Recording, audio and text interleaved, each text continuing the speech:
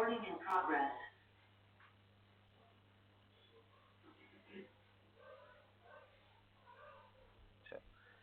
Setting along properties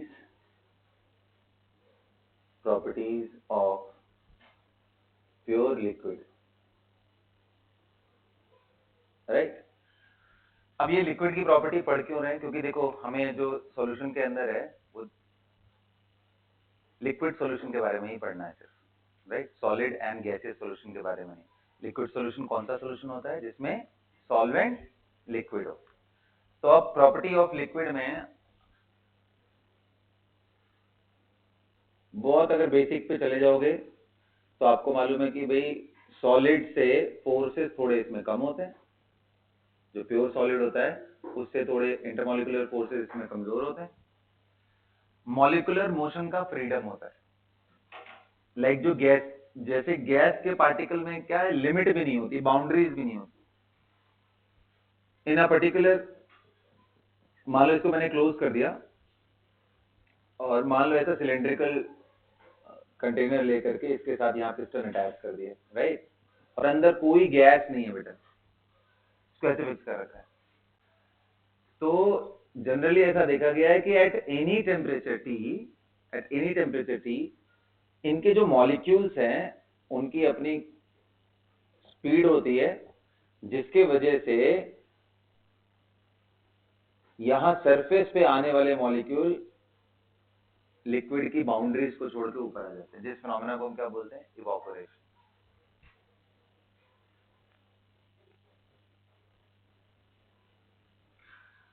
right. Evaporation होने के पीछे क्या रीजन है? अगर कुछ पार्टिकल आ रहे हैं तो सारे क्यों नहीं आ सकते?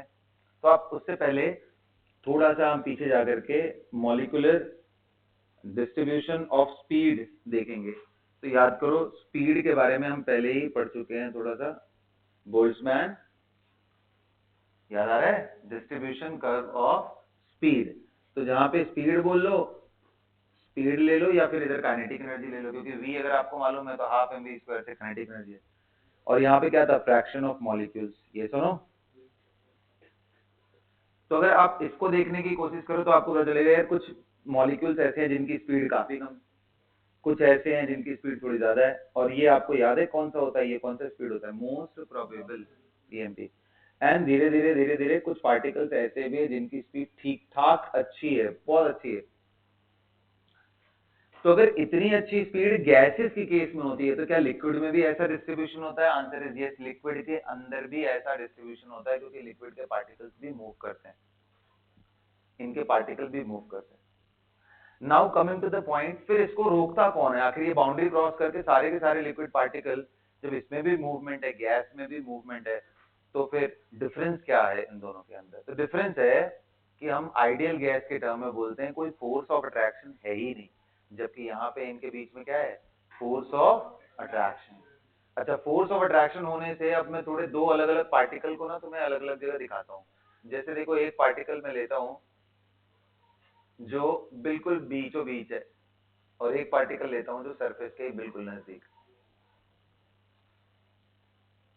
तो जो सबसे यहां वाला पार्टिकल है, इसके चारों तरफ आपको मालूम है स्फेरिकली सिमेट्रिक तरीके से चारों तरफ पार्टिकल्स होंगे, भाई वो सब मूव कर रहे होंगे, लेकिन है सारे के सारे पार्टिकल्स इसको अपनी तरफ खींच रहे होंगे। अब बताओ, अगर अपनी तरफ खींचे ये, तो net force on this internal particle क्या हो जाएगा, 0।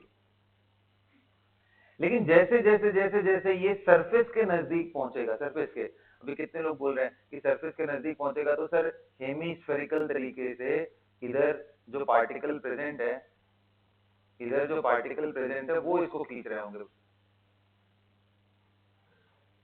यानी इस पर्टिकुलर पॉइंट पे जैसे जैसे ये ऊपर की तरफ जाएगा, नेट फोर्स डाउनवर्ड डायरेक्शन में इस पे लगने लगेगा, जो कि पहले ऐसा नहीं था। तो जब बाउंड्री के नजदीक नहीं रहा है तब तो वो आराम से फ्रीडम से, अगर उसका काइनेटिक एनर्जी के है, तो अनलेस वो किसी से कोलाइड हो या कुछ और चीज हो, तो उसका स्पीड मेंटेन रह रहा है। लेकिन जैसे ही वो सरफेस के नजदीक आ रहा है तो स्पीड ऊपर की तरफ, फोर्स नीचे की तरफ, तो धीरे धीरे रिटार्ड होने लगेगा, स्पीड कम होने लगेगी। यही वो चीज है जो किसी एक मॉलिक्यूल को रोकती है, यही जो फिनोमेना है, यही मॉलिक्यूल को ऑल ऑफ सडन सारे मॉलिक्यूल को ऊपर जाने से रोकती है। तो फिर क्वेश्चन आएगा कुछ ऊपर कैसे चले जाते हैं? तो देखो, जिनका स्पीड एक लेवल से ज्यादा हो तो वो ऊपर तक आते आते उनके पास कुछ ना कुछ काइनेटिक एनर्जी रहेगी, ऐसे मॉलिक्यूल इवोपोरेट कर जाएंगे। और स्पीड किस पर डिपेंड करता है? टेम्परेचर पर। और आप देखो डिस्ट्रीब्यूशन है मॉलिक्यूल्स के पास, तो कुछ मॉलिक्यूल ऐसे हमेशा फ्रैक्शन में होंगे जिनके पास काइनेटिक एनर्जी इतनी सफिशिएंट होगी कि वो ऊपर चले जाए। तो क्या मैं बोल सकता हूं कि जो रेट ऑफ इवोपोरेशन है, रेट ऑफ इवोपोरेशन वो कहीं ना कहीं टेम्परेचर डिपेंडेंट है? क्या नहीं चलेगा? क्योंकि भाई टेम्परेचर से ही क्या रिलेटेड है? काइनेटिक एनर्जी का डिस्ट्रीब्यूशन। और काइनेटिक एनर्जी अगर एक लेवल से ज्यादा है तो ही कुछ फ्रैक्शन ऑफ मॉलिक्यूल इवोपोरेट करेंगे। तो कितने मॉलिक्यूल पर second per unit volume evaporate कर रहे हैं, ये किस बात पर डिपेंड कर रहा है? टेम्परेचर। अब चलो कुछ टाइम हुआ भाई, ये धीरे धीरे धीरे धीरे कुछ मॉलिक्यूल एक्युमुलेट हुए, थोड़े टाइम बाद और आएंगे, क्योंकि भाई अगर मान लो 50 मॉलिक्यूल पर सेकेंड ऊपर जा रहे हैं तो टाइम के साथ ऊपर मॉलिक्यूल की गैदरिंग बढ़ेगी। अब जब कम मॉलिक्यूल्स थे तो उतना अट्रैक्शन डोमिनेट नहीं कर रहा था, लेकिन जैसे जैसे मॉलिक्यूल नजदीक आते जाएंगे तो क्योंकि इनके बीच में अट्रैक्शन है तो ये आपस में कंबाइन करके नीचे भी आ सकते हैं। इस प्रोसेस को क्या बोलेंगे हम? कंडेंसेशन। क्या बोलेंगे? और यहाँ से जो ऊपर जा रहे हैं उसको क्या बोल रहे हैं हम? हाँ जी, इवापोरेशन। और ये क्या है? कंडेंसेशन किस पे डिपेंड कर रहा है? नेचुरली रेट ऑफ कंडेंसेशन किस पे डिपेंड कर रहा है?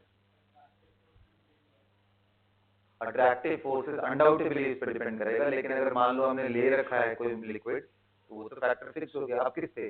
कितने वेपर के पार्टिकल्स हैं per unit volume, isn't it? भाई वेपर का ही वॉल्यूम में ले रहा हूँ, वेपर में कितने पार्टिकल, जितने ज्यादा पार्टिकल होंगे उतना चांसेस होगा कंडेंस होने। तो बताओ स्टार्टिंग में t इज इक्वल टू 0 पे सिर्फ और सिर्फ क्या होगा? इवोपोरेशन। अगर मैं ग्राफ की बात करूं तो सिर्फ और सिर्फ क्या होगा? Evaporation t is equal to 0 पे। तो और इवोपोरेशन टेम्परेचर डिपेंडेंट है, अगर टेम्परेचर कांस्टेंट रख रहा हूं तो इवोपोरेशन का ये क्या है? R E. E stands for rate of evaporation. And अगर मैं कंडेंसेशन की बात करूं तो t इज इक्वल टू 0 पे ऊपर कोई भी गैसियस पार्टिकल नहीं थे। वेपर वाले पार्टिकल, गैस बोलना ठीक नहीं है, वेपर के पार्टिकल ऊपर नहीं है, लेकिन t is equal to 1 second पे कुछ तो पार्टिकल आ गए तो कुछ कंडेंसेशन का चांस बना। तो 0 पे 0 होगा t इज इक्वल टू, थोड़े टाइम के बाद ये बढ़ेगा बढ़ेगा। अच्छा इंटरेस्टिंगली शुरू शुरू में जब पार्टिकल्स कम होंगे तो कंडेंसेशन का भी रेट कम होगा। जा 50 है आ 2 ही रहे, अगले सेकंड फिर 50 और चला गया और आया सिर्फ 2, तो अब 48 प्लस 50 ज्यादा पार्टिकल्स हो गए, तो अगले सेकंड का रेट ऑफ कंडेंसेशन और बढ़ जाएगा क्योंकि वेपर में पार्टिकल्स बढ़ रहे हैं। और ये बढ़ता रहेगा बढ़ता रहेगा बढ़ता रहेगा बढ़ता रहेगा, एक स्टेज आएगा जब 50 पार्टिकल नीचे आ रहे हैं और सिर्फ 50 पार्टिकल ऊपर आ रहे हैं। ये जो स्टेज है इक्विलिब्रियम का, इक्विलिब्रियम का स्टेज, जहां पे हम क्या बोल रहे हैं? Rate of evaporation has now become equal to rate of condensation. इस जगह पे जितना भी प्रेशर वेपर के द्वारा डेवलप होता है कंटेनर के अंदर उसको बोलते हैं वेपर प्रेशर। क्या बोलते हैं? चलो मैं यही साथ के साथ डिराइव करता हूँ। यहाँ पे प्रेशर ड्यू टू वेपर ना, और यहाँ टाइम। अब इस टाइम पे ये मैक्सिमम हो गया, जितने मॉलिक्यूल्स वेपर के आ सकते हैं, और पार्टिकल्स बढ़ेंगे तो प्रेशर भी बढ़ेगा, करते करते करते करते करते करते करते करते ये मैक्स, और इसके बाद ये क्या हो जाएगा? कांस्टेंट। यही मैक्सिमम वैल्यू ऑफ प्रेशर, यही मैक्सिमम वैल्यू ऑफ प्रेशर को ही क्या नाम दे रहा हूँ? क्या नाम दे रहा हूँ? हाँ जी, इसी को क्या बोल रहे हैं बेटा? पी नॉट, और पी नॉट को ही क्या नाम दे रहे हैं?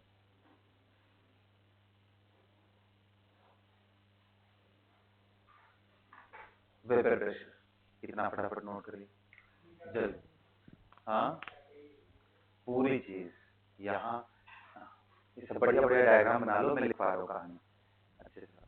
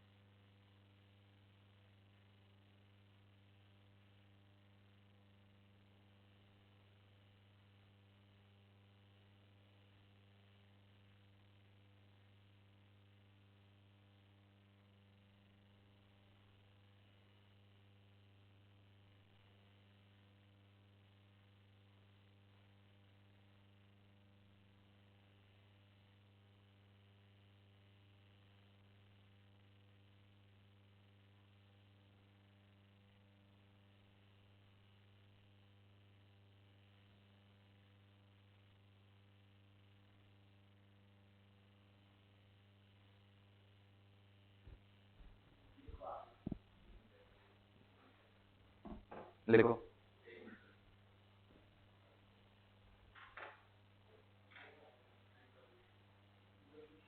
लिखो। when pure liquid is taken in when pure liquid is taken in initially evacuated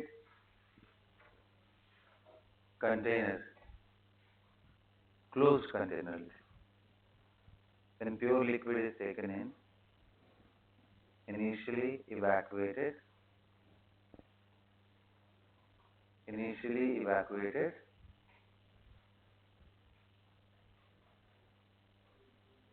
closed container, right? Then evaporation and condensation occurs simultaneously. Then evaporation and condensation occurs simultaneously.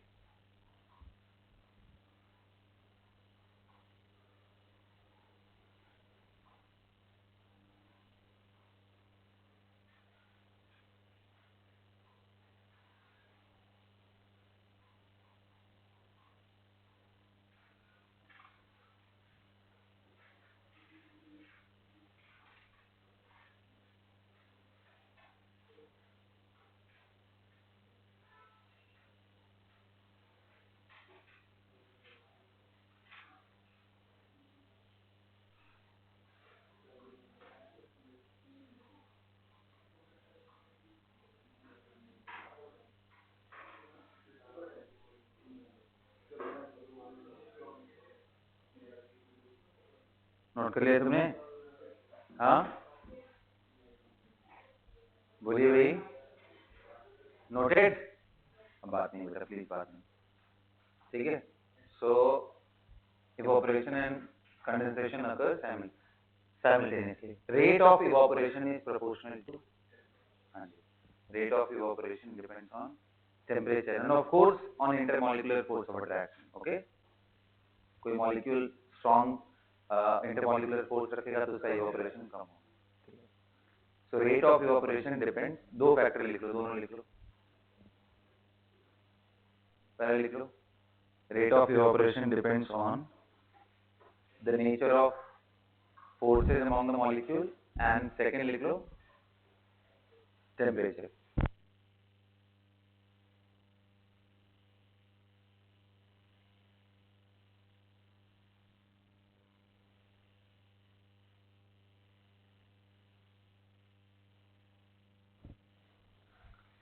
देखो, rate of condensation depends, next point, rate of condensation depends on the concentration of vapor particle in vapor phase. Concentration of the vapor particle in vapor phase. हाँ जी, concentration बोल रहा हूँ तो per unit volume है. Graphically इसको दिखा लो सिर्फ.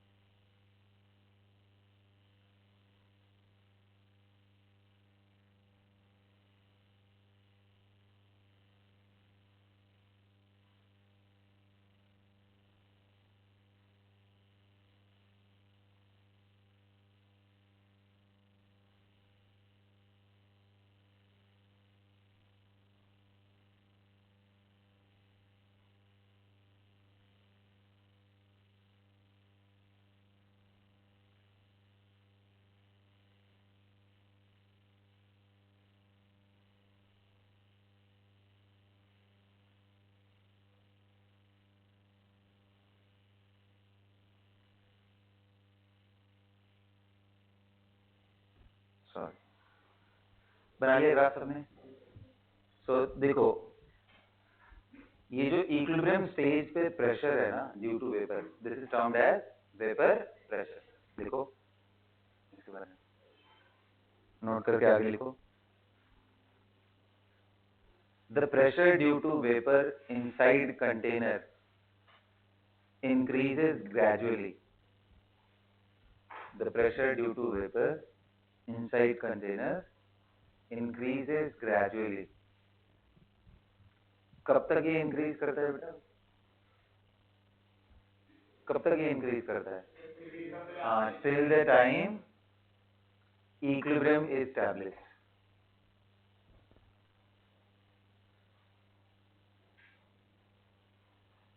कौन सा इक्विलिब्रियम? ये कौन सा इक्विलिब्रियम हो रहा है कि कोई भी, जैसे मान लो ए लिक्विड है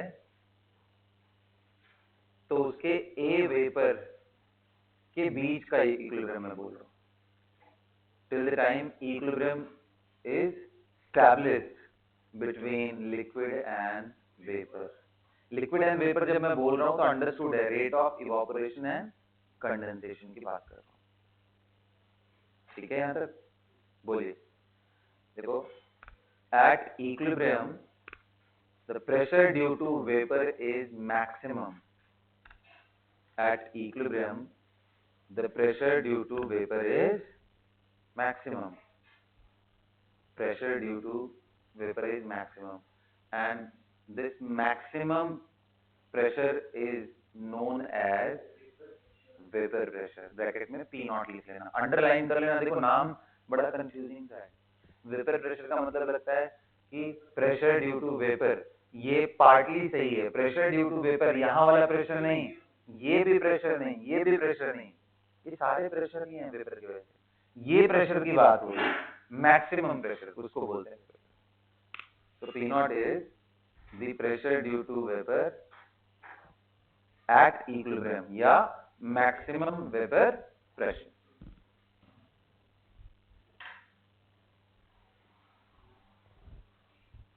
गॉट इट? हाँ, चलो अब लिखो characteristic of vapour pressure P nought. Characteristic of vapour pressure यानी P नॉट के बारे में बात करें।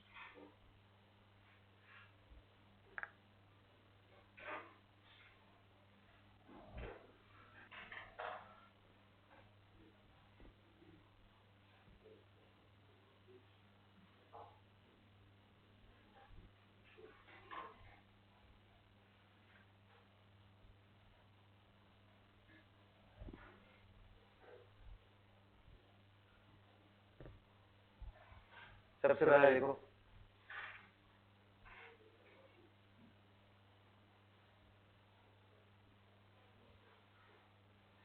it depends on the nature of liquid taken. It depends on the nature of liquid taken.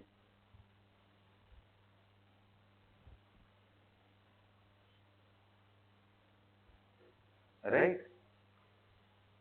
The intermolecular force of attraction among the molecule. The intermolecular force of attraction among the molecule.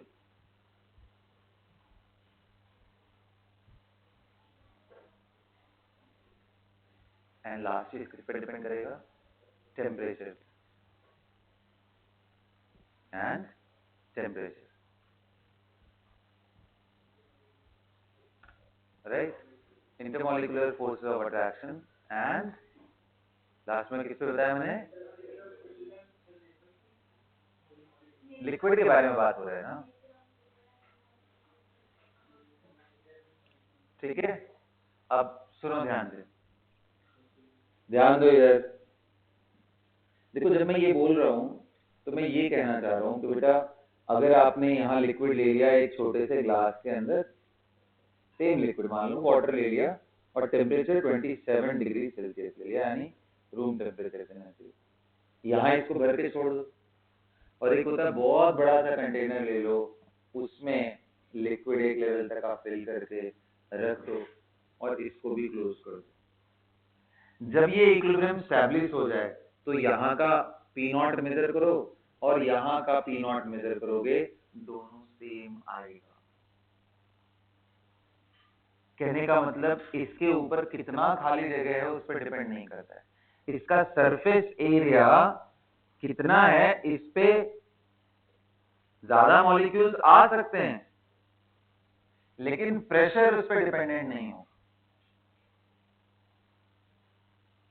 देखो ना, area ज्यादा है तो molecules बढ़ेंगे, लेकिन number of molecule per unit volume तो उसी वही रहने वाला है। एरिया बढ़ाओगे तो यूनिट एरिया के हिसाब से देखने की कोशिश करेंगे तो सेम ही रहने वाला है।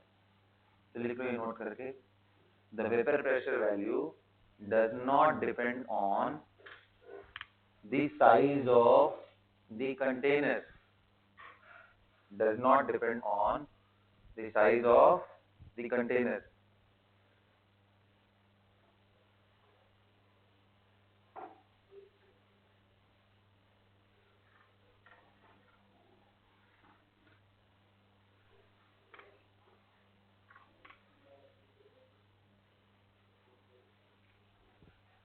Does not depend on the size of the container, right?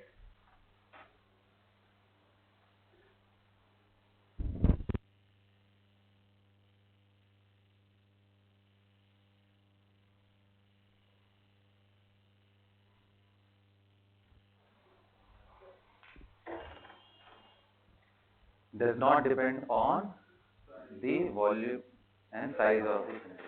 हाँ, लेकिन एक चीज का ध्यान रखना है, मतलब भाई ये कंटेनर इतना भी बड़ा नहीं होना चाहिए कि पूरा लिक्विड पता चला वेपर में ही कन्वर्ट हो गया। Till the time liquid vapour equilibrium exist, ये जरूरी है। लिक्विड रहना चाहिए, वो चाहे एक बूंद भी बचा रह जाए बट रहना चाहिए। Till the time liquid vapour equilibrium exist, till the time liquid vapour equilibrium exist. अब आ जाओ इसको ना दूसरे तरीके से समझने की कोशिश करते हैं, ये क्या बात करने की कोशिश कर रहे हैं। आप देखो बेटा, इक्विलिब्रियम जब भी हम कराते हैं एक प्योर लिक्विड एंड वेपर के बीच में, तो आपको मालूम है कि we can treat it like a gas for now. आपको मालूम है equilibrium constant Kp can be written as partial pressure due to H2O vapour, और ये वैल्यू तो एक्टिव मास 1 रखेंगे उसका, ये तो प्योर लिक्विड है, एक्सेस में 1 रखेंगे। और Kp क्या होता है? Equilibrium constant. इक्विलिब्रियम कांस्टेंट किस पे डिपेंड करता है? टेम्परेचर पे। कुछ समझ आ रहा है मैं क्यों बोल रहा था pressure due to H2O at equilibrium? ये एट इक्विलिब्रियम ही तो लिखते हो तुम लोग। will be a constant value and does not depend, वो यहां से भी आप समझ सकते हो भाई, सिंपल इक्विलिब्रियम। अब यहां से मैं एक और चीज लिखवाता हूं, आप इसको देखो कि अलग अलग टेम्परेचर पे वैल्यू क्या होगी। तो log of K2 by K1 यानी Kp2 by Kp1 will be equal to delta H upon 2.303। यहाँ डेल्टा H कौन सा? Vaporise. R 1/T1 minus 1/T2। कुछ याद आ रहा है हमें? कुछ रिलेशन? अब ये Kp2 एंड Kp1 ही तो क्या है? P ड्यू टू H2O है, T2 टेम्परेचर एंड P, इसको क्या मैं लिख सकता हूँ? P02 upon P01 log base 10 is equal to delta H upon R 1/T1 minus. मुझे एक बात बताओ, ये एंडोथर्मिक चेंज होता है या एक्सोथर्मिक चेंज होता है?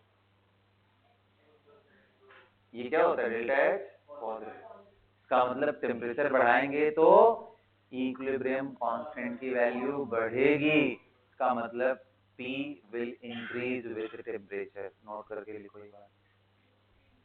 The value of vapor pressure increases with temperature. The value of vapor pressure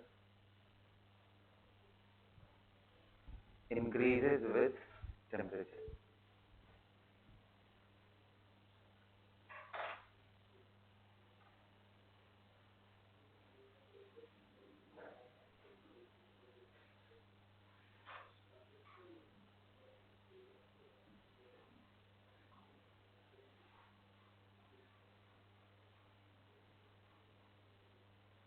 The value of vapor pressure क्या होता है बेटा? Increases with temperature.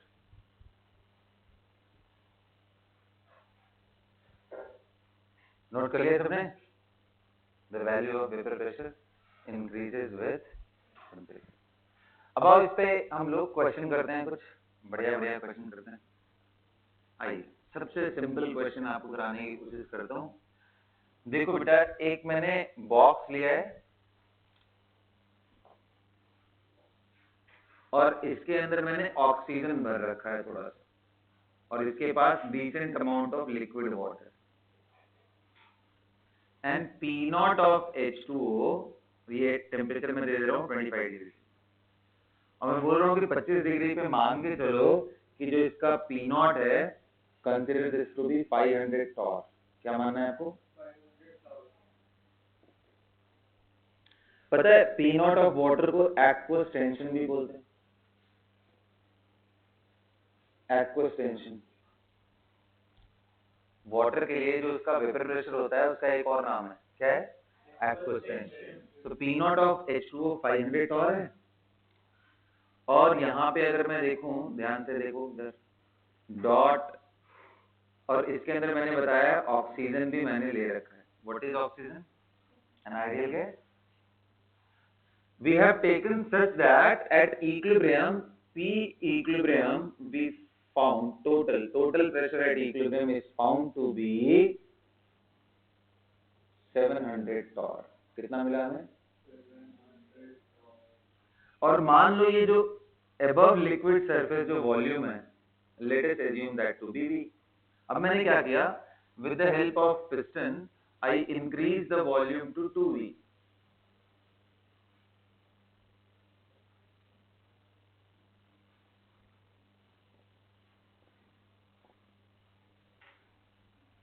इसका जो वॉल्यूम है मैंने कितना कर दिया है? 2V। अब मैं पूछ रहा हूं कि find the pressure at equilibrium, partial pressure due to oxygen and partial pressure due to water vapour, कितना आएगा? ये सारे क्वेश्चन मार्क है आपको। At of course temperature is remains constant, कितना है? 25 डिग्री सेल्सियस, 25 डिग्री सेल्सियस पे है। लगाओ दिमाग और बताओ मुझे, सोच करके बताना, आ जाए तो आप बता दें।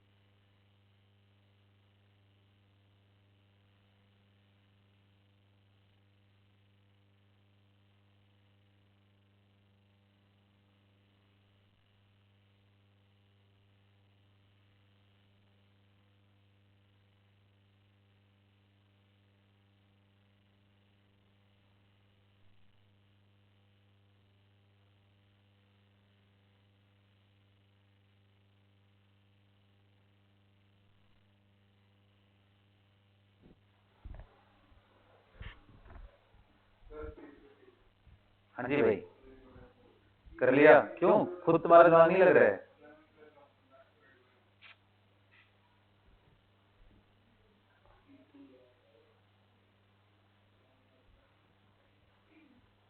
क्या है जल्दी बताओ।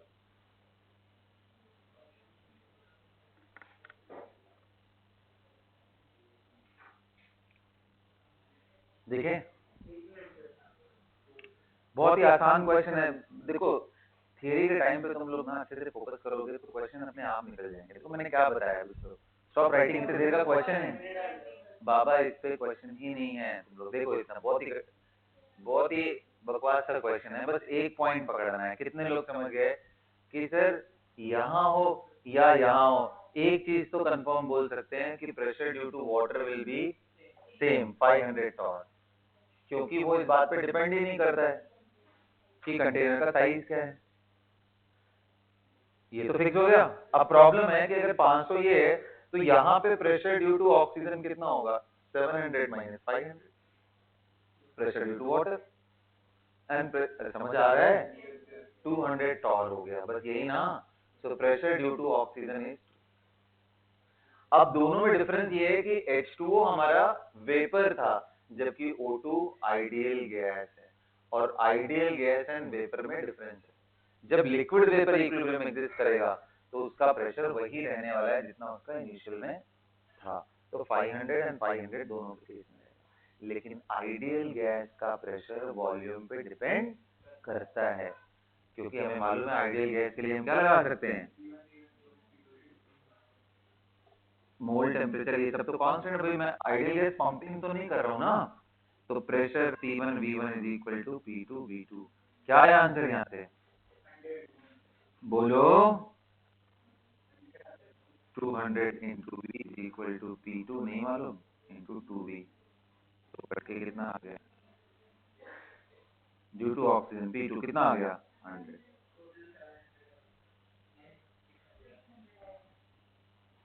तो total pressure at equilibrium is equal to pressure due to oxygen plus pressure due to water vapour. ये कितना आया 100 और ये कितना आया 500, मिलकर कितना हो गया 600। अब हाथ उठाओ किसी का सही हुआ ये, बस कितना इजी क्वेश्चन था, बताओ मेरे को। आसान था या टफ था, बताओ खुद दिमाग लगाओ। मैंने जितनी थियरी समझाई उसी से सिर्फ सॉल्व होने वाला था, कुछ अलग सा करना था इसमें, सब लिखवा दिया मैंने नोटबुक करके। यही होता है कि आप पढ़ाई कर भी लो, जब तक अप्लाई नहीं करोगे तब तक वो दिमाग में जाएगा ही नहीं कि उस पॉइंट का क्या मतलब था। थियरी तो सब पढ़ा दिया मैंने, समझा भी दिया, जब अप्लाई करने की बारी है पहले नहीं चलता। आया बात समझ में? चलो मुझे इस क्वेश्चन का आंसर कौन देगा कि सर ऑक्सीजन का हाफ तो कर लिया, वाटर में 500 टॉर कैसे मेंटेन हुआ, क्या रीजन है कि मेंटेन हुआ भाई? उसके मतलब प्रेशर तो हमें मालूम है, चाहे वो वेपर हो या कुछ भी हो। अगर मान लो एक मैंने डब्बा वेपर ले लिया ना, एक डब्बा रख रखा है उसमें वेपर और इसको बड़े बॉक्स में ट्रांसफर कर दूं, तो क्या यहाँ पे भी यही चीज रहेगा? अगर यहाँ पी है तो यहाँ पे भी पी रहेगा? आंसर है बिल्कुल नहीं। अगर इस वेपर को इधर से इधर पलटो तो फिर यार यहाँ सेम क्यों कर रहे हैं, ये दिमाग में आना चाहिए। ये सेम क्यों कर रहे हैं? क्योंकि बेटा आपको उसका टेंशन नहीं लेना है, लिक्विड है ना, जैसे आप वॉल्यूम ऊपर करोगे, लिक्विड जब तक है इक्विलिब्रियम तक आते आते रेट ऑफ इवापोरेशन कंडेंसेशन दोनों को बराबर करेगा, और जैसे ही बराबर करेगा उसमें प्रेशर वापस रिटेन हो जाए। कहने का मतलब यहाँ मॉलिक्यूल इन्फ्यूज कर रहा है लिक्विड, खूब सारे मॉलिक्यूल्स वेपर के भेज रहा है। यहाँ वाले केस में सिर्फ वेपर है, कोई लिक्विड, अब कोई वेपर पार्टिकल भेजने वाला नहीं है। तो अब अगर तुम वॉल्यूम अप डाउन करोगे तो प्रेशर चेंजेस आ सकता है। क्लियर हो गया? बोलो। तो एक रूल बड़ा सिंपल सा है कि बॉक्स के अंदर अगर कोई वेपर आपने लिया है तो उसकी वजह से जो मैक्सिमम प्रेशर अटेन होना चाहिए वो कितना होना चाहिए, P0 of that at that temperature, isn't it? उससे कम हो सकता है, ज्यादा कभी नहीं हो सकता है। ज्यादा प्रेशर कैसे होगा भाई, इससे ज्यादा मॉलिक्यूल आ जाए, उससे ज्यादा पॉसिबल ही नहीं है, कंडेंस होकर के नीचे आ जाएंगे सब। बोलो।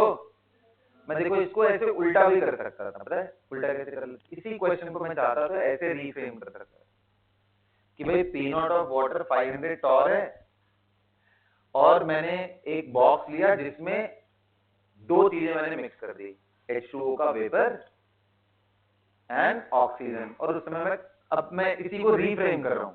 ये सबने लिख लिया ना इसको, जो मैं अब देखो इसको रीफ्रेम करके समझाते हैं, देखते हैं कितने लोग।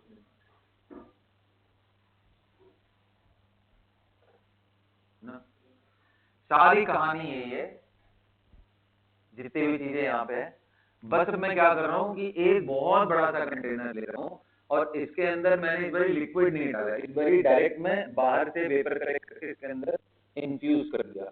और pressure due to oxygen I told you is 200 torr and pressure due to H2O vapor I told you that is, let us consider some 300 torr, मान लो कुछ ऐसा। और मैं बोल दूं कि भाई इस पूरे डब्बे का जो वॉल्यूम था वो V था। अब मैंने इसको कंप्रेस करना शुरू किया, कंप्रेस करते करते इसके डब्बे का वॉल्यूम को मैंने क्या कर दिया, V/2। टेम्परेचर इज सेम, यहां से यहां टेम्परेचर इज सेम। लिक्विड आ भी रहे हैं तो मैं मान रहा हूं कि लिक्विड का जो वॉल्यूम है वेपर के कंपैरिजन में, अगर मान लो कंडेंसेशन होकर के लिक्विड बन रहा है, पहले तो मैं मालूम ही नहीं है कि बन रहा है नहीं, अगर बन भी रहा है तो वो नेग्लिजिबल है। अब इस केस में अगर टेम्परेचर सेम है, temperature is constant, if temperature is constant, can you find the total pressure here in this box at equilibrium? लगाओ दिमाग, इसमें नहीं है। मैंने जब ट्रांसफर किया था तब तो नहीं था, कुछ नहीं था। मैंने सिर्फ क्या ट्रांसफर किया था, इसमें वेपर एंड ऑक्सीजन दोनों लिया था। मैंने आपको कहानी जरूर दे रखा है कि P0 ऑफ H2O एट जो भी टेम्परेचर मैंने दे रखा है, टेम्परेचर कितना ले रखा है 25 डिग्री, तो एज्यूम कर लो कि इतना है। बस क्वेश्चन लिख पाऊं क्या है पूरा कहानी लिखकर? आप इसको ही देख करके समझो, समझने वाला चीज है, लगाओ। बल्कि लिख ही लो क्वेश्चन के फॉर्म में ना, लिखोगे, लिखो।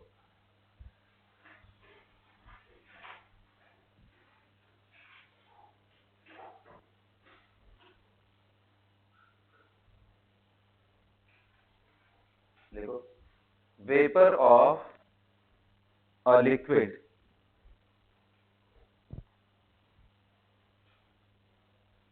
vapor of a liquid,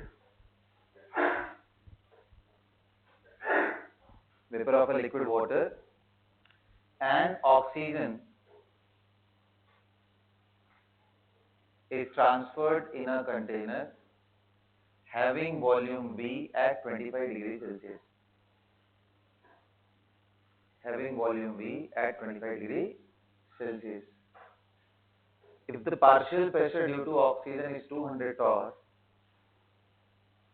and the partial pressure due to H2O vapor, the partial pressure due to H2O vapor is 300 torr, then find the equilibrium pressure that will be developed if the volume of the container is reduced to, find the equilibrium pressure that will be developed in the container if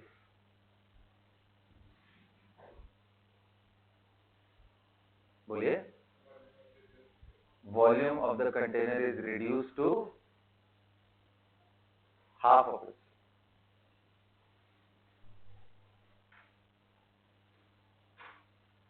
Reduced to half.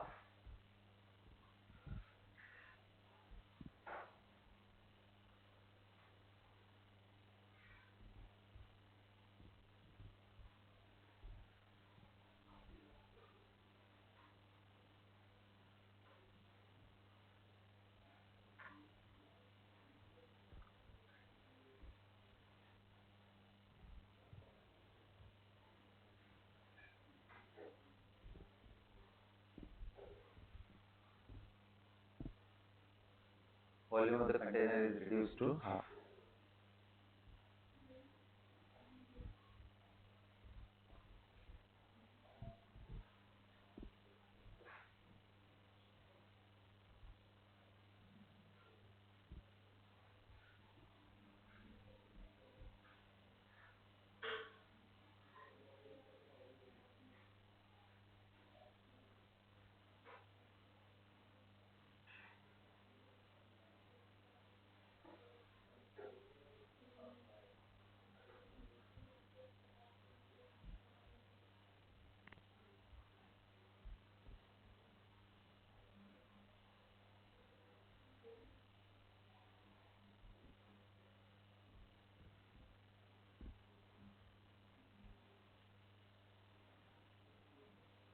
क्या आएगा बताओ भाई?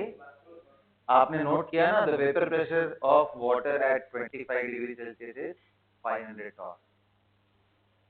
Note कर लेना ये भी, given P naught of H2O at 25 degree Celsius is 500 torr. ये आपको दिया हुआ है।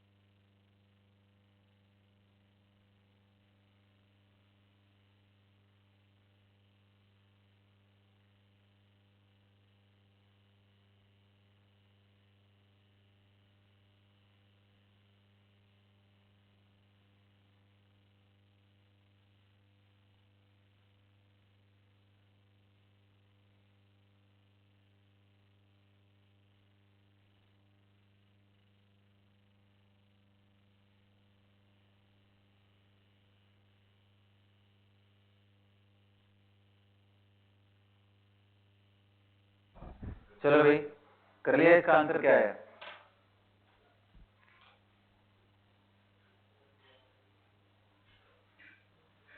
आओ देखो, फिर से उसी चीज पे है। देखो, तुम्हारा दिमाग अगर एक्टिव है तो कर लोगे। कुछ भी दम नहीं है इस प्रॉब्लम में, मैं बता रहा हूँ। पहली बारी मैंने v से 2v किया था, इस बारी 2v से v कर दिया, या v से v/2 एक ही बात है ना, हाफ कर दिया। बस फर्क इतना है कि इस बारी मैंने अंदर लिक्विड नहीं लिया, यही था ना, सारा पंगा पड़ गया। क्योंकि अगर लिक्विड रहता तो हम कंफर्म बोल देते कि अंदर वाटर की वजह से प्रेशर 500 टॉर ही रहेगा। और यहाँ तो इंटरेस्टिंग चीज ये है कि 200 टॉर ले रखा है मैंने। कितना था? सॉरी, 300 टॉर ले रखा था वाटर के, और एक्वस टेंशन इतना होता है, इसका मतलब नेचुरली इक्विलिब्रियम तो है ही नहीं अभी। समझ गए? तो अब मेरी बात ध्यान से सुनो। कितने लोग कह रहे हैं कि जब वॉल्यूम हाफ करोगे तो सर, अगर अगर कोई इक्विलिब्रियम लिक्विड वगैरह नहीं बन रहा है, कोई लिक्विड इक्विलिब्रियम नहीं बन रहा है, तो प्रेशर ड्यू टू ऑक्सीजन तो एनीवे डबल हो जाएगा, 2 × 200 400 हो जाएगा। तो भाई ऑक्सीजन का वॉल्यूम हाफ करोगे तो pressure double. Pressure of H2O expected value half करने के बाद कितनी आएगी? तो 2 × 300 कितना हो गया?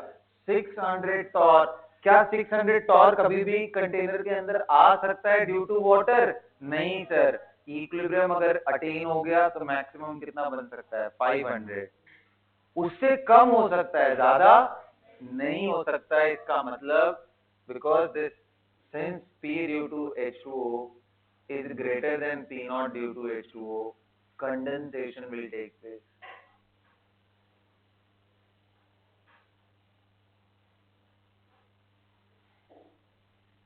And at equilibrium, P due to H2O will become equal to P naught due to H2O. मतलब कितना हो जाएगा? 600 नहीं, 500 will be the answer. तो फाइनल प्रेशर कितना हो गया? P total pressure due to H2O, pressure due to oxygen 500 plus कितना है O2 का? O2 का कितना है? मिला कितना हो गया?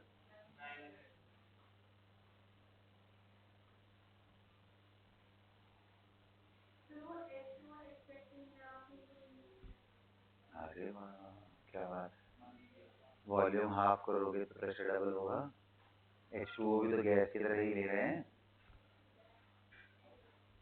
वही चेक कर रहा था मैं कि अगर मैं हाफ कर रहा हूं तो प्रेशर जितना भी आ रहा है क्या वो एक्वस टेंशन को डोमिनेट कर रहा है, तो देखा मैंने डोमिनेट कर रहा है, और ये तो पॉसिबल नहीं है, इसका मतलब अब कंडेंसेशन हो रहा है। हमें यही चेक करना था ना कि लिक्विड बना या नहीं बना, तो क्या आंसर करोगे यहाँ, लिक्विड बनना पड़ेगा। ठीक है, तो ये दो प्रॉब्लम आई गेस आपका दिमाग थोड़ा सा ओपन किए होंगे। अब हो गया इसके बारे में, वेपर प्रेशर के बारे में आइडिया लग गया कि ये इंक्रीज करेगा। अच्छा बेटा, एक और पॉइंट लिखते हैं। देखो वेपर प्रेशर टेम्परेचर बढ़ाने के साथ बढ़ता जाएगा, यही है ना, H2O बढ़ता जाएगा। P not will increase with increase in temperature. सबको क्लियर है ये बात? ओके, अब मुझे एक बात बताओ, हम लोग बोलते हैं कि बॉइलिंग पॉइंट ऑफ वाटर कितना है ना, बस इतना ही। हाँ जी, तो जब कभी भी आप बॉइलिंग पॉइंट बोलो प्योर लिक्विड का, उस समय ये बताना जरूरी है कि कौन से प्रेशर पे वो बॉइलिंग पॉइंट आप बात कर। 1 एटमॉस्फेरिक प्रेशर पे बिना प्रेशर बताए टेम्परेचर का कोई मतलब ही नहीं है। बॉइलिंग पॉइंट को डिफाइन कैसे करेंगे sir? So boiling point is defined as the temperature at which the pressure due to H2O, कोई भी प्योर लिक्विड, यहां पे मैं चलो H2O ले लिया,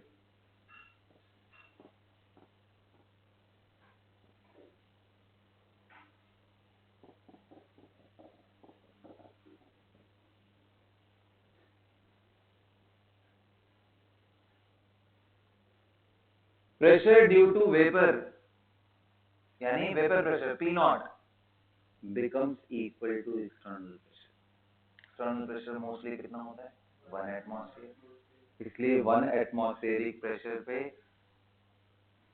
वो टेम्परेचर जिस पे इंटरनल प्रेशर 1 एटमॉस्फेरिक प्रेशर के बराबर हो जाए, उसी टेम्परेचर को ही नॉर्मल बॉइलिंग पॉइंट बोलते हैं। How do we define boiling point? Temperature at which the pressure due to vapour of the liquid या फिर vapour pressure of the liquid becomes equal to external pressure. लिखो ये बात, boiling point is defined as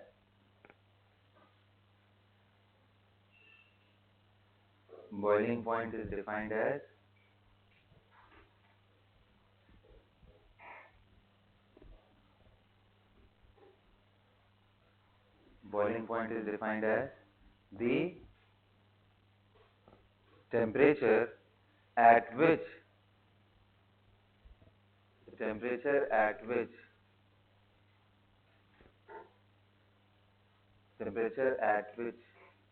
बोलिए, the vapor pressure of liquid becomes equal to external pressure. You know, becomes equal to external pressure. कर लिया note? सभी ने note कर लिया? आई, so what is normal boiling point then? Normal boiling point is the temperature at which the vapor pressure of liquid becomes 1 atmosphere. देखो, normal boiling point is the temperature at which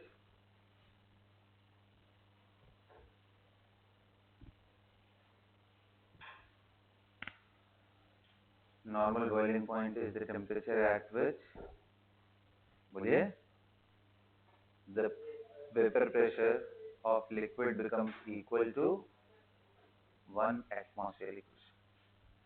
तो देखो, अब आपको मालूम है कि boiling point of water, normal boiling point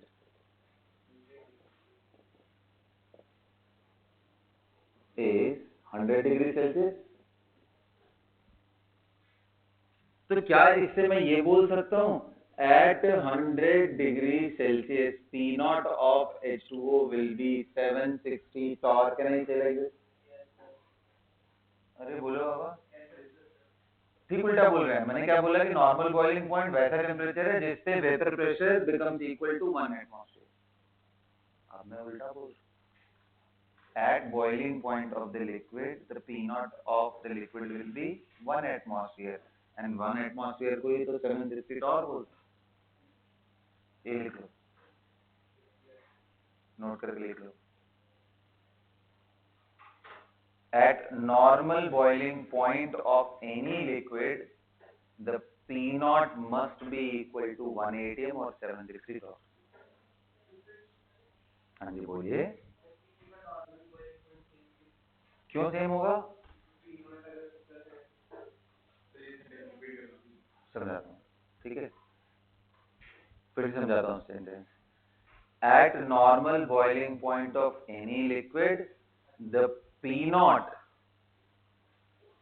of that liquid will be 1 atmosphere. उसी का ठीक उल्टा कर दिया मैंने, बॉइलिंग पॉइंट कर दिया.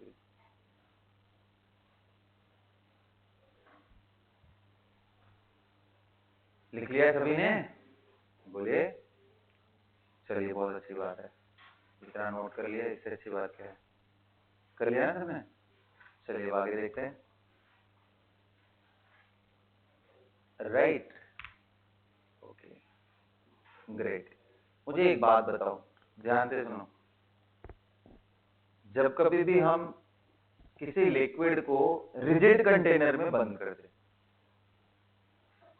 रिजिड कंटेनर के अंदर,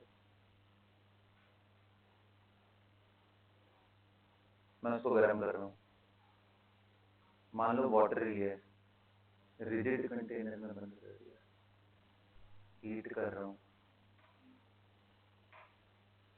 बॉइलिंग पॉइंट क्या होगा?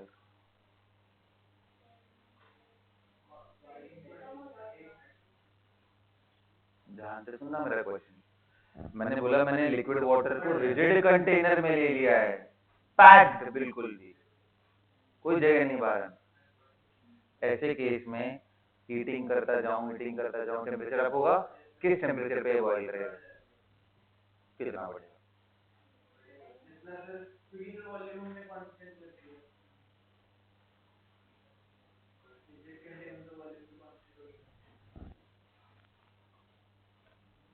आगे बोलो. अगला क्वेश्चन और अच्छे से मैं पूछता हूं, क्या क्लोज कंटेनर में बॉइलिंग कभी भी हो पाएगा?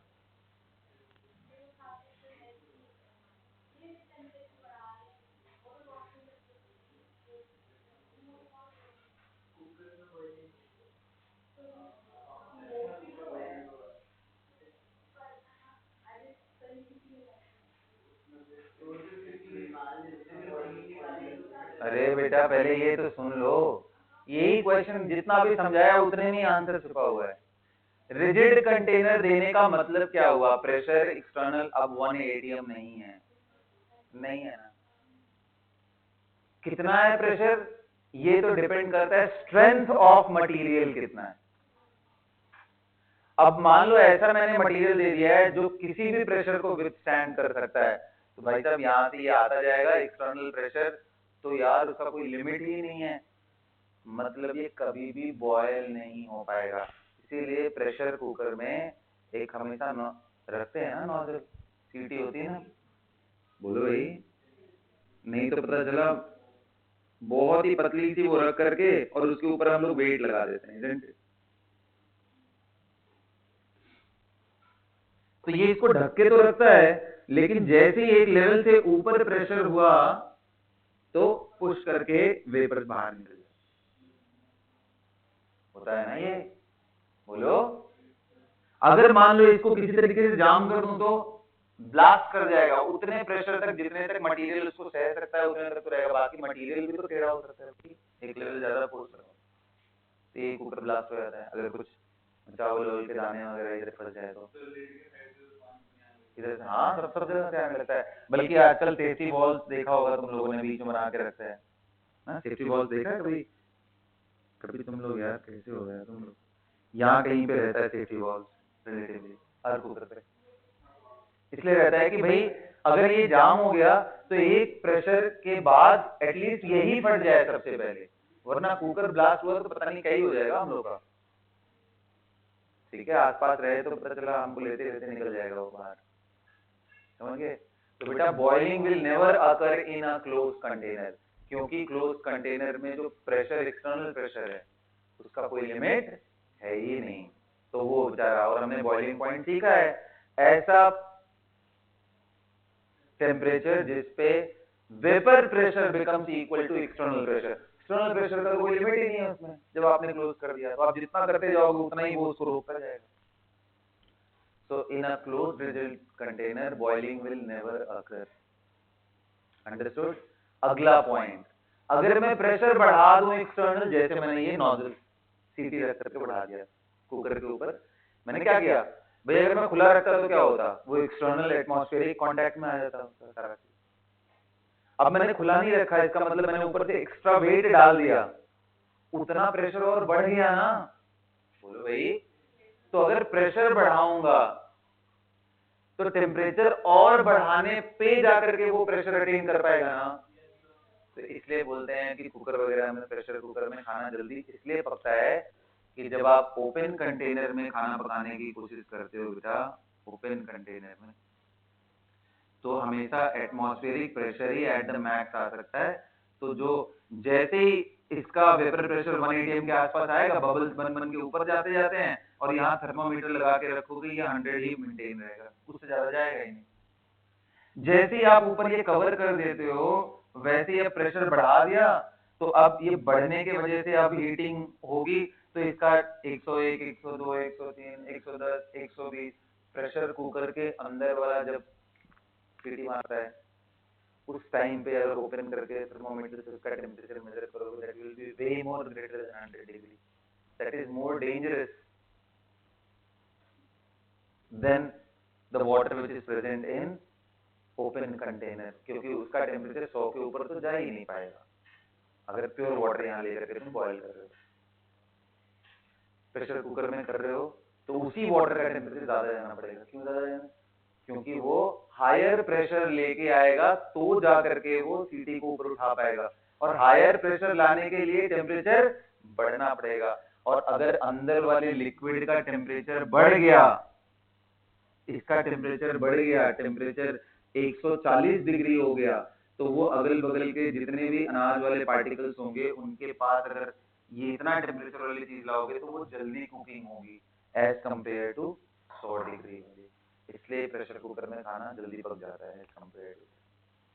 अब कुछ लोग इसको भाई अच्छा मानते हैं, कुछ बुरा मानते हैं, वो अपने जगह पे कि भाई इसमें यूज करना चाहिए नहीं करना चाहिए, हाई टेम्परेचर पे चीजें खराब भी हो सकती हैं, वो अपने जगह पे। बट कुकिंग टाइम क्यों रिड्यूस होता है ये सब समझ में आ गया, बॉइलिंग का कंसेप्ट क्लियर हो गया सबको, बोलो।